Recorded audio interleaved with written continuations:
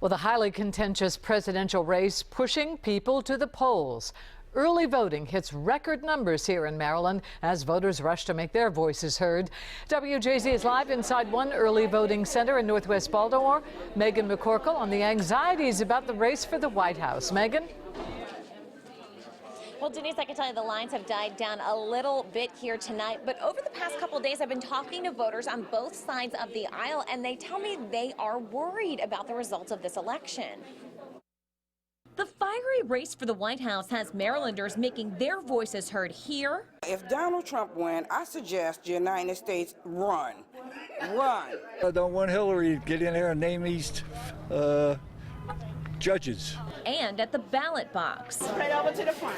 The first day of early voting shattered records with more than 125,000 Marylanders casting ballots compared to 107,000 on the last day of early voting in 2012. We had a huge turnout yesterday. It was we easily tripled our numbers from the first day of the primary. It's going to be a big impact for every American. UMBC Public Policy Director Donald Norris says the numbers are surprising. It's really odd because typically when you have a negative campaign, and this campaign has been terribly, terribly negative, it depresses turnout, but this has not depressed turnout.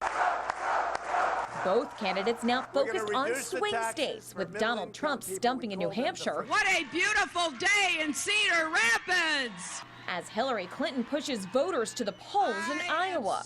It's lines like this that both candidates are hoping to see, with turnout pivotal in the path to the White House. The outcome of the election weighing heavily on voters. Yeah, I think the situation is very serious, and we got to get the right person in. It's really been a source of stress and anxiety for a good 24 months. We need the right president there because we're losing jobs. This election is the most important election I've ever known. The final results now just 11 days away.